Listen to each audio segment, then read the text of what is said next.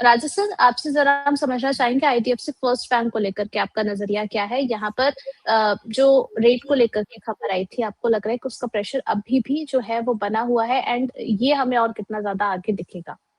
आज भी हम देखें 2.22% की गिरावट है इसमें। तो आईडीएफसी फर्स्ट बैंक में जो बिकवाली दबाव है और जो रेट को रखकर जो फॉल आ रही है, उसमें क्लियर है कि यहाँ पर थोड़ी नेगेटिव न्यूज़ फ्लो भी आ रही है और उनकी जो जो रेड हुई है, वो जो न्यूज़ आई है, तो ये सब नेगेटिव न्यूज़ फ्लो का जो इम्पैक्ट जो हम देख रहे हैं ऑन दी प्राइस एक्शन, उससे क्लियर है कि ये जो बिकवाली है वो थोड़ी और सस्टेन हो सकती है और मुझे लग रहा है कि अच्छी खासी सपोर्ट लेवल टूट गई है आज इस बिकवाली दबाव से। तो मुझे लग रहा है कि ये एक लेवल अराउंड 61 टच हो सकता है। मैं सब व्यूअर से ये कह दूं कि जो भी हम यहाँ पर बता रहे हैं, ये एक एजुकेशनल पर्पस की ओर से है और यहाँ पर जो भी आप इस जो एडवाइस है उसके ऊपर जो आप डिसीजन लेना चाहेंगे वो पूरी आपकी जिम्मेदारी है और ये मेरा छोटा सा डिस्क्लेमर है और यहाँ पर जो भी मैं आपको बता रहा हूँ एक पर्सपेक्टिव के हिसाब से बता रहा हूँ, उसके अगर आगे आपको जो भी डिसीजन लेना है वो आपकी जिम्मेदारी है। ओके, तो यहाँ पर आपको जो एडवाइस दी जा रही है उसको आप अपने फाइनेंशियल एडवाइजर से सलाह लेकर ही अपने पोर्टफोलियो पर इम्प्लीमेंट करें।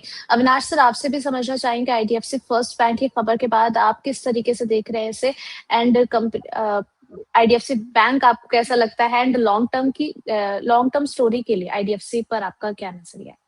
देखिए, मेरे ख्याल से ये बैंक का बिज़नेस भरोसे का होता है और इस बैंक में 2 इंसिडेंट्स हो गए हैं। जो लेटेस्ट इवेंट हो गया है वो 117 करोड़ का फ्रॉड है। तो देखिए, जी। डेफ़िनेटली ऐसा होने के बाद जो इन्वेस्टर्स हैं, जो कस्टमर्स हैं, थोड़ा-सा तो इनका विश्वास तो हिलेगा।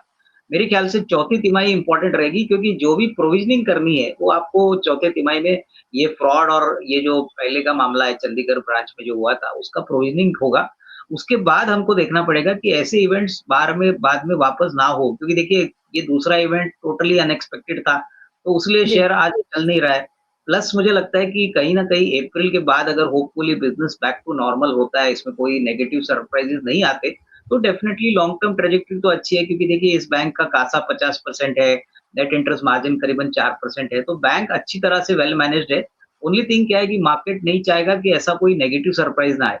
तो जिनके पास है वो होल्ड करें बट खरीदारी के लिए मुझे लगता है कि आप चौथी तिमाही का रिजल्ट्स के लिए वेट करें, क्योंकि इसमें काफ़ी बड़ा लॉस आने की पॉसिबिलिटी रहेगी क्योंकि ये प्रोविज़निंग चौथे क्वार्टर में किया जाएगा। चलिए, तो कहीं न कहीं इनकी खबरों की वजह से ट्रस्ट इश्यूज़ तो बने हुए हैं। नेक्स्ट क्वार्टर में जो है किस तरीके के रिजल्ट्स आते हैं एंड आगे के लिए क्या परफॉर्मेंस यहाँ पर ट्रैक की जाती है, उसके अकॉर्डिंग आप यहाँ पर नई खरीदारी करके चल सकते हैं। अविनाश सर, आपसे ही ज़रा हम रिलायंस पर भी नज़रिया लेना चाहेंगे। कल एक खबर आई थी कि डोनाल्ड ट्रम्प ने बोला था $300 बिलियन की जो है वो डील रिलायंस के साथ होने वाली है। आउटलुक रिलायंस पर आपका कैसा है? नहीं देखिए, मुझे लगता है कि रिलायंस को एक छोटा पॉज़िटिव सरप्राइज़ यहाँ से मिला है कि वो अभी फ़िलहाल तो रशिया से क्रूड मँगा रहे हैं, क्योंकि वहाँ से ऑलरेडी 1 महीने की खिड़की ट्रम्प साहब ने इनको दी है। बट मेरे ख्याल जी। से देखिए ऑयल एंड गैस का धंधा ऐसा है कि जहाँ पे रिलायंस सबसे एफ़िशिएंट रिफ़ाइनरी ऑपरेट करता है, तो इनकी ग्रॉस रिफ़ाइनिंग मार्जिन में मुझे नहीं लगता कोई बड़ी दिक्कत जनवरी टू मार्च के क्वार्टर में आने की उम्मीद है। हाँ, लेकिन अगर क्रूड 120, 125, $30 तक हो जाता है, तो फिर दिक्कतें बढ़ेंगी और रिलायंस के लिए मेरे ख्याल से इस बार जो एजीएम होगा इनके रिजल्ट्स के बाद, वहाँ पे लोग उम्मीद रख रहे हैं कि शायद रिटेल बिज़नेस या जियो का बिज़नेस वो डिमर्ज हो, कहीं न कहीं कुछ कमेंट्री मैनेजमेंट कहे। तो मेरे ख्याल से ये 2 वैल्यू ट्रिगर जब सामने आएँगे, तभी मेरे ख्याल से शेयर में थोड़ा पॉज़िटिव अपवर्ड ट्रैजेक्टरी आपको देखने को मिलेगा। अभी जिनको खरीदना है, उनको कम से कम साल, डेढ़ साल का नज़रिया लेके ही यहाँ पे निवेश करना है क्योंकि लॉन्ग टर्म तो अच्छा है, लेकिन शॉर्ट टर्म में कोई बड़ा ट्रिगर एटलीस्ट नियर टर्म में दिख नहीं रहा है। ओके, तो थोड़ा-सा अगर आप रिलायंस की तरफ अपना नज़रिया रखते हैं, तो आपको अब तो अपना टाइम फ्रेम जो है, उसको भी थोड़ा-सा स्ट्रेच करने की ज़रूरत है। राजेश सर, रिलायंस पर आपका नज़रिया? रिलायंस देखिए, अगर आपको रिलायंस में अगर ट्रेड करना है तो मैं ट्रेडिंग की ओर से रिलायंस को नहीं देखूंगा, इन्वेस्टमेंट की ओर से देखूंगा। और रिलायंस में ऐसे न्यूज़ फ्लोज आ रहे हैं जैसे कि उन्होंने अभी 300 बिलियन इन्वेस्ट किया है और 300 बिलियन उन्होंने इन्वेस्ट नहीं किया है, उन्होंने कोई पार्टनरशिप किया है। जो भी न्यूज़ फ्लो आ रहे हैं ऐसे, राइट, ये रिलायंस को इम्पैक्ट करेगा। और रिलायंस में अगर आपको 5 साल होल्ड करने की क्षमता है तब जाकर आप रिलायंस जैसे स्टॉक्स में आप पार्टिसिपेट कीजिए। वरना दूसरे अन्य स्टॉक्स है, Reliance of course process efficiency है, उनकी परफॉर्मेंस अच्छी है, उनके नतीजे अच्छे आते हैं, बट स्टॉक प्राइस जो है वो बहुत धीमी गति से मूव होता है।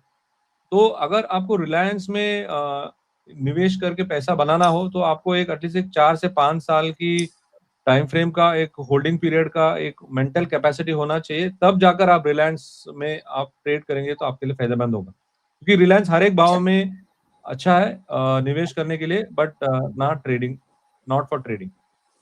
ओके, यहाँ पे सर हमारे कुछ व्यूअर्स के क्वेश्चन भी आए हैं। ललित जी हमारे प्राइम मेंबर हैं, ये कह रहे हैं कि इनका जो पारस डिफेंस में बाइंग प्राइस है वो 700 की है, तो आगे हमें क्या करना चाहिए सर? क्या टारगेट यहाँ पर कंसीडर करके चले?